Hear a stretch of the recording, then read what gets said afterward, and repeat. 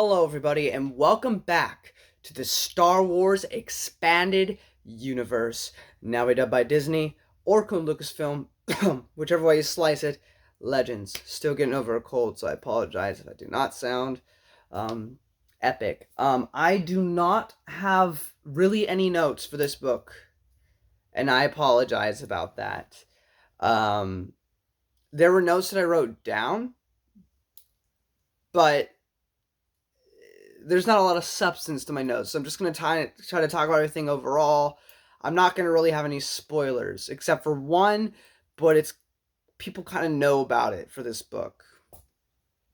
But before I get to the book, there's a short story that you would read before reading this novel. It's not essential to the book or anything. It has nothing to do with the book. I'm just saying chronologically, I think it happens before the book. The story being In His Image by Karen Travis.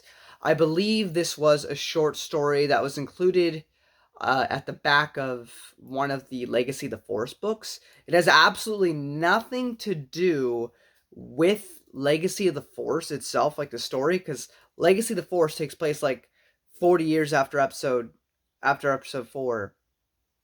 And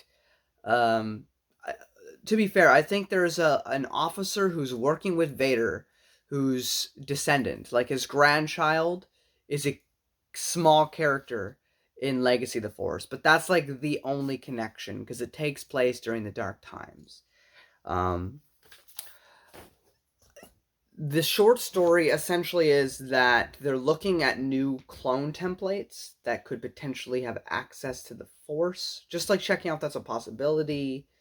Not really making it like a new plan or anything, just like something that could go down. And Vader's more about having his men respect him than fear him. And Sidious is kind of worried that he's too soft, that he's not willing to do everything or whatnot.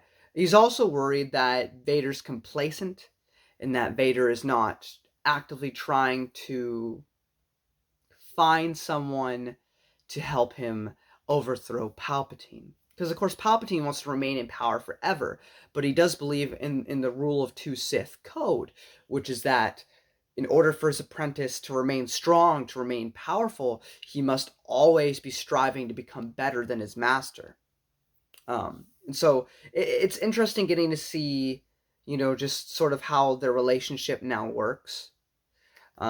There are some material where I could argue that Palpatine maybe cared for him slightly in his own perverted, evil way.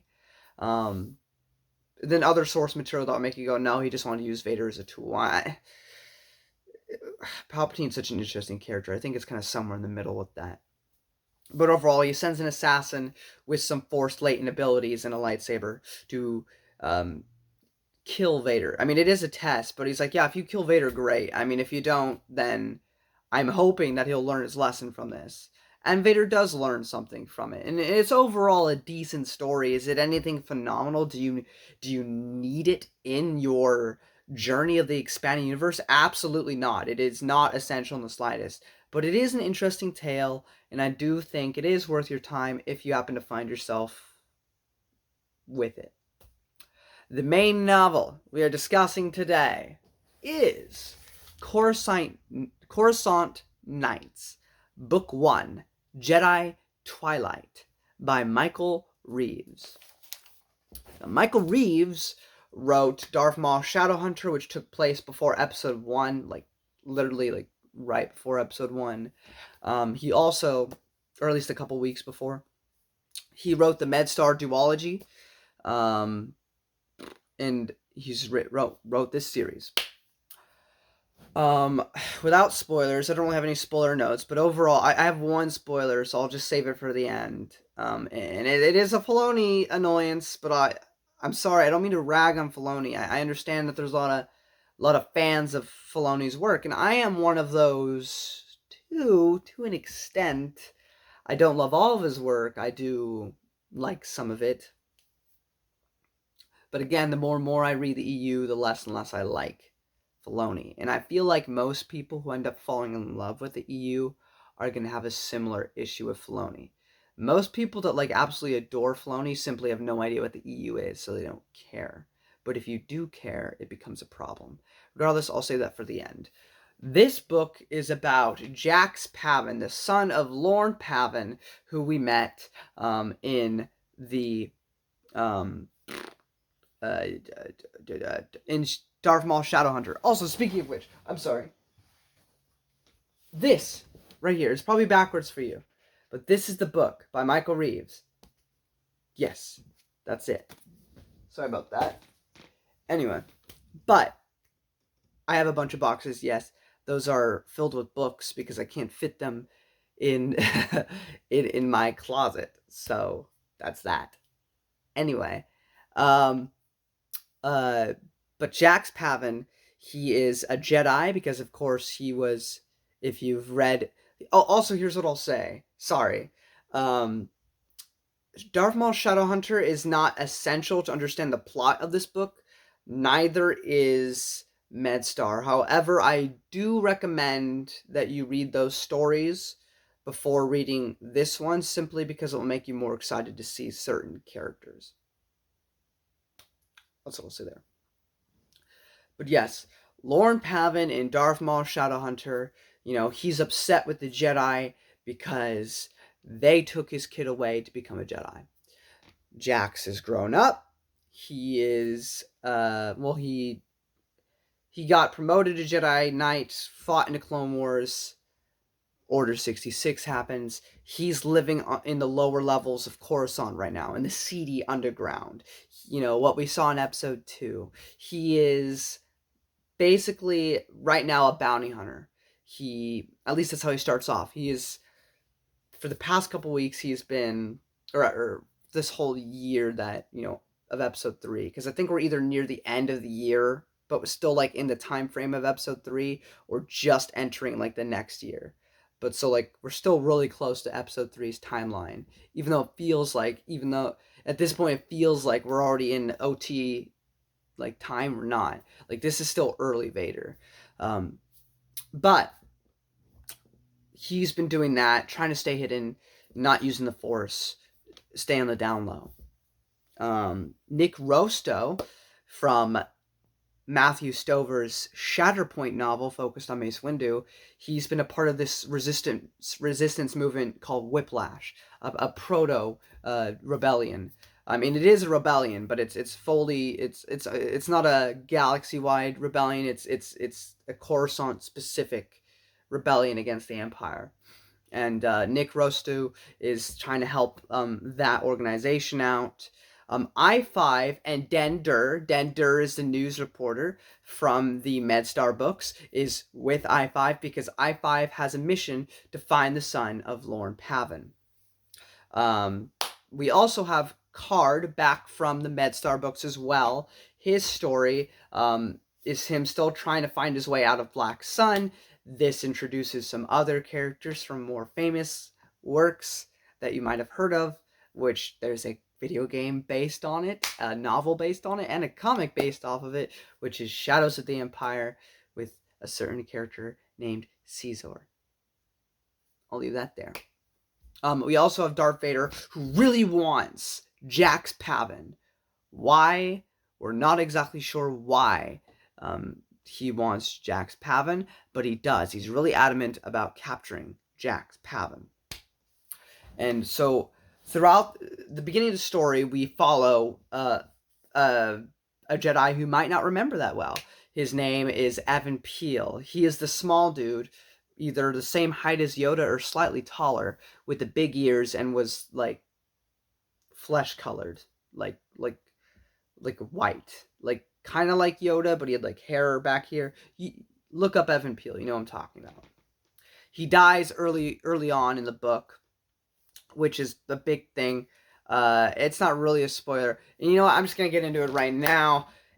But he dies and basically tells Nick Rusto that he needs to finish the mission. And then Nick meets up with Jax Pavin, tells him his. Also, I'm so sorry. This is what happens when I don't have notes. Evan Peel was Jax Pavin's master during the Clone Wars and stuff. But anyway, he dies. Nick finds Jax and tells him, "You need to help me complete this mission. This was your master's dying wish," and the whole adventure ensues. Here's the thing where I'm mentioning Filoni here.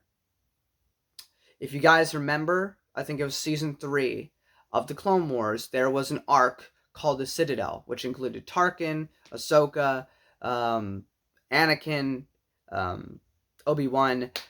They got frozen in carbonite, which is already annoying enough. And then, in that very episode, Evan Peele is also a character, and he dies in that episode.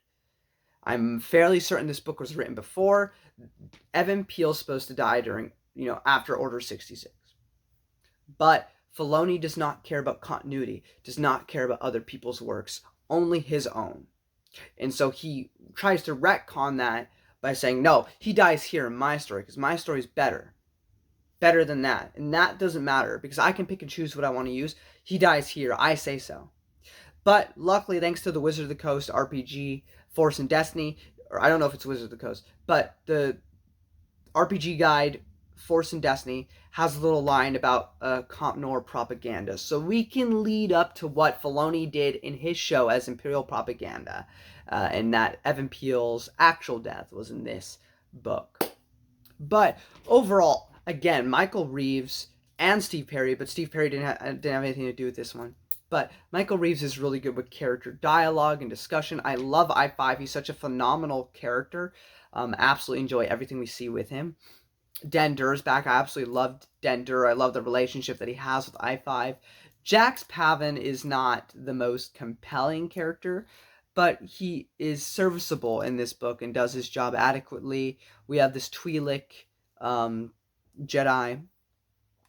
We haven't seen much of her, so I don't have an opinion. As of right now, she's a pretty nothing character, but she is around. Nick returns. He was never my favorite thing from Shatterpoint. I did enjoy him, so it was very, very nice to see him return to Star Wars, and by a different author, and to still have him feel like himself, which I thought was very cool. But overall, I think this book was really good. I do think it's worth your time, and I really enjoyed this book. A lot of the books during the Clone Wars and stuff feel depressing, feel kind of dark, or just feel overly serious. And there's a place for that in Star Wars, but Star Wars can also be fun and whimsical. And while this is technically like the Dark Times, this felt more like a Bantam era novel than what a lot of what I've been reading. What I mean by the Bantam era is that the period of the New Republic, where the rebellion is slowly overcoming the Empire and becoming an official government structure before the events of New Jedi Order. There are a lot of fun stories in there, whimsical, not necessarily not serious, but just like it feels more fun. The weight is lighter, and I think that played out really well for a lot of those novels. And this, I feel, harkens back to that while still remaining in the Dark Times era. And as how a lot of the past things I've read have been quite serious, it was nice to have this kind of breath of levity. Not that the situation itself was like funny or didn't matter. It's just, I don't know how to describe it. It felt more fun. Plus all the connections to other works within the grand expanded universe timeline was just really very much appreciated. Micheal Reaves is fantastic. Anyway, I'm gonna leave that there. Thank you all so much for watching. If you enjoyed this video, give it a thumbs up, sharing the episode a ton. And next time we return to the Dark Times comics and Darth Vader comics. Until then, guys, may the Force be with you.